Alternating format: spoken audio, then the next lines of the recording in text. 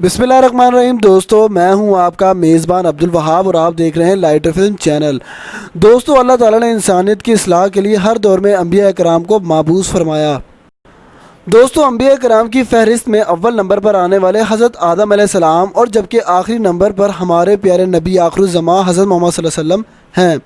लेकिन आज हम जिस नबी का किस्सा बयान करने जा रहे हैं वो किस्सा हज़रत यूनुस अलैहिस्सलाम का है।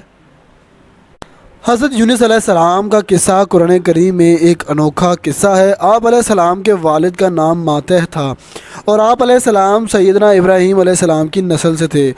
आप अलैहिस्सलाम का नाम ज़न्नून भी है, यानी मछली वाला। इस तरह आप अलैहिस्सलाम को साहिब हट भी कहा जाता है, यानी मछली के साथी। हट बड़ी मछली को कहते हैं। हज़रत यूनुस अलैहिस्सलाम को एक बड़ी बस्ती की तरफ अल्लाह के पैगाम के साथ भेजा गया। इस बस्ती का नाम नैनवा था। ये बस्ती इराक़ में वाक़या थी। सूरह सफ़ात आयत नंबर 139 में अल्लाह तबारक व तआला फरमाते हैं, और बेशक यूनुस रसूलों में से थे। कुछ स्कॉलर्स का कहना है कि इस कौम के लोगों की तादाद 1,20,000 है और कुछ का कहना है कि 1 लाख है। बहरहाल ये कौम भटकी हुई थी, अल्लाह की इबादत नहीं करती थी। सब ने अपने अपने बुत बना रखे थे। वो जुल्म और ज़्यादती करते थे, जिसकी जो मर्ज़ी होती वो करता।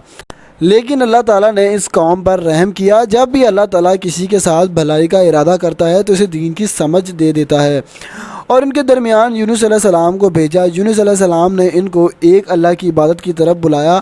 आपने इन्हें क़यामत के दिन से भी आगाह किया, लेकिन उन्होंने कहा कि हमने अपने बाप दादा को भी ऐसे ही करते देखा है, इन पर तो कोई अजाब नहीं आया। इन्हें पसंद नहीं आया कि कोई इनकी ज़िंदगियों में मुदाखलत करे। यूनुस अलैहिस्सलाम सालों तक इन्हें दावत देते रहे और इन्हें अल्लाह की तरफ बुलाते रहे। क़यामत के दिन से बार बार बाखबर करते रहे, लेकिन वो अपने कुफर पर ही डटे रहे और साथ ही यूनुस अलैहिस्सलाम पर जुल्म व सितम भी शुरू कर दिया और इन्हें धमकियाँ देने लगे। जिस तरह दूसरे अंबिया के साथ किया गया, इनके साथ भी वही सलूक ही किया गया और कोई एक भी ईमान नहीं लाया।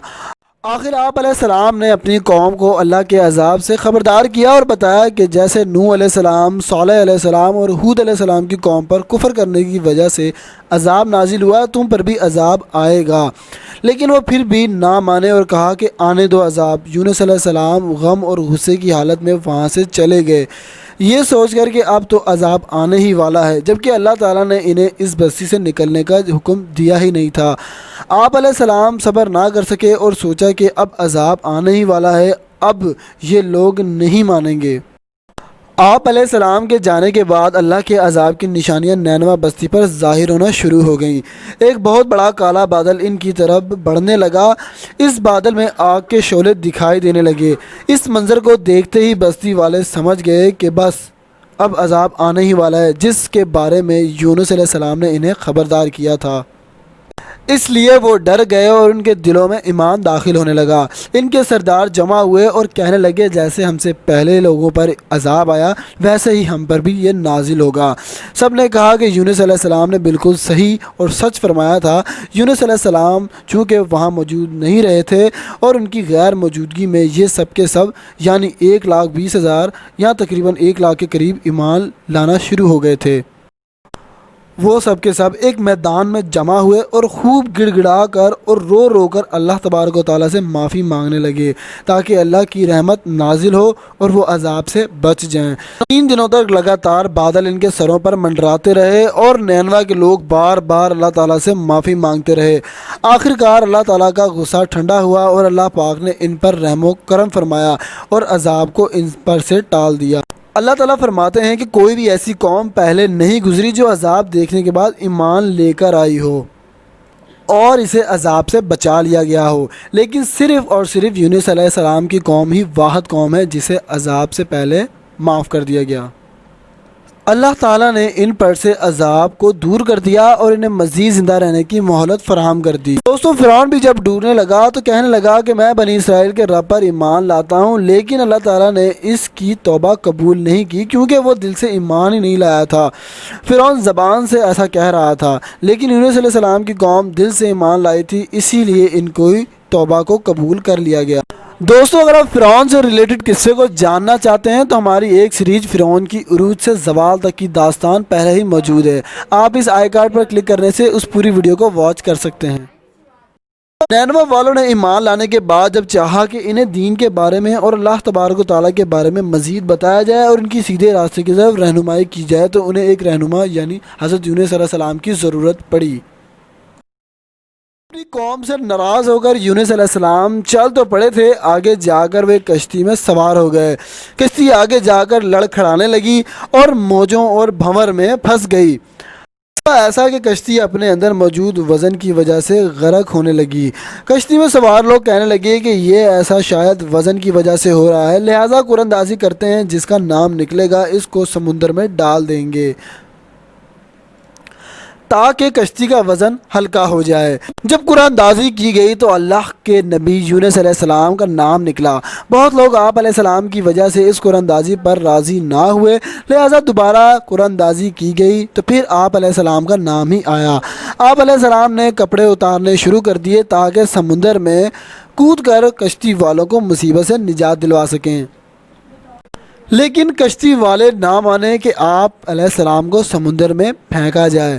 تیسری مرتبہ پھر قرآن اندازی کی گئی، مگر اللہ جو چاہے وہی ہو کر رہتا ہے، اور اس بار بھی یونس علیہ السلام کا نام آیا۔ اس بار آپ علیہ السلام نے سمندر میں چھلانگ لگا دی۔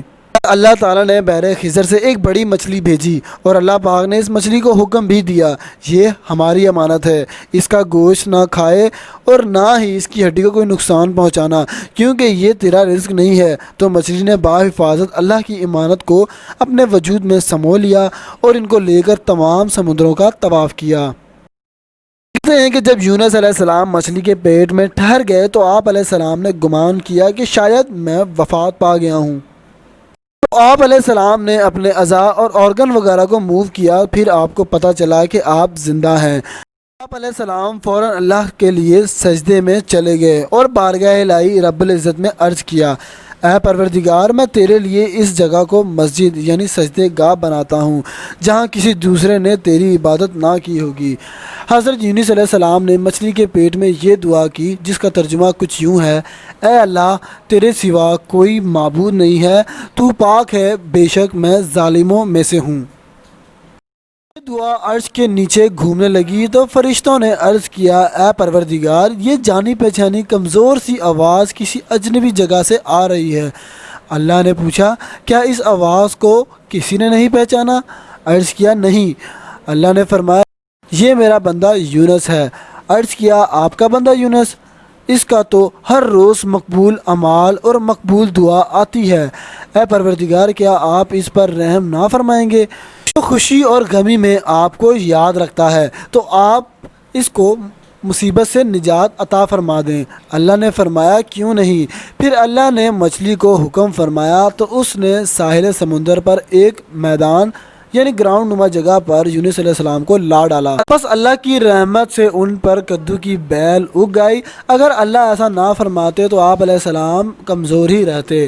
اللہ کے حکم سے اس عظیم الشان مچھلی نے یونس علیہ السلام کو میدان میں اگل دیا اور وہ انتہائی کمزور لگ رہے تھے۔ وہ ایسے ہو گئے تھے جیسے چوزا جس کے ابھی سر پر یا جسم پر بال نہ ہوں۔ جب بچہ پیدا ہوتا ہے تو اس وقت کے بچے کی طرح آپ کی حالت تھی اور بالکل دھنی ہوئی روئی کی طرح نرم اور نازک تھے اور بدن پہ کچھ نہ تھا۔ فرمان الہی ہوا اور ہم نے ان پر کدو کا درخت اگا دیا۔ یہ کدو کا درخت تھا۔ یہ بیل آپ پر اگانے میں بہت سے فائدے پیش نظر تھے۔ ایک تو اس کے پتے بہت زیادہ نرم اور زیادہ ہوتے ہیں اور اس کا سایہ بھی گھنا ہوتا ہے۔ مکھیاں اس کے پاس نہیں بھٹکتی اور اس کا فروٹ سٹارٹ نکلنے سے آخر تک کھایا جاتا ہے، کچا بھی اور پکا ہوا بھی۔ اس کے بیج اور چھلکے بھی کھانے کے قابل ہوتے ہیں اور دماغ کی قوت مدافعت میں بھی اضافہ کرتے ہیں۔ اللہ تعالیٰ نے ان پر ایک پہاڑی بکری کو بھی مقرر فرما دیا جو جنگل سے آتی اور آپ یونس علیہ السلام کو دودھ نوش کراتی اور صبح اور شام اس کا یہی معمول رہتا۔ یہ حضرت یونس علیہ السلام پہ اللہ کا احسان تھا، رحمت اور نعمت تھی۔ اس وجہ سے اللہ نے فرمایا، پھر ہم نے اس کی دعا قبول کر لی اور اس کو غم سے نجات دے دی، کرب اور تکلیف اور تنگی سے ان کو بچا لیا جس میں وہ پہلے ہی مبتلا تھے۔ دوستو یہ تھا حضرت یونس علیہ السلام کا قصہ، جو کہ ہماری کوشش رہی کہ آپ تک صحیح حالت میں پہنچایا جائے۔ دوستو اس طرح کے مزید کئی واقعات ہماری تاریخ اسلام میں موجود ہیں، جو کہ ہم آپ تک وقتاً فوقتاً لاتے رہیں گے۔ تب تک کے لیے اپنے میزبان عبدالوہاب کو دیجیے اجازت، میں ملوں گا آپ سے ایک نئی ویڈیو میں، تب تک کے لیے اللہ حافظ۔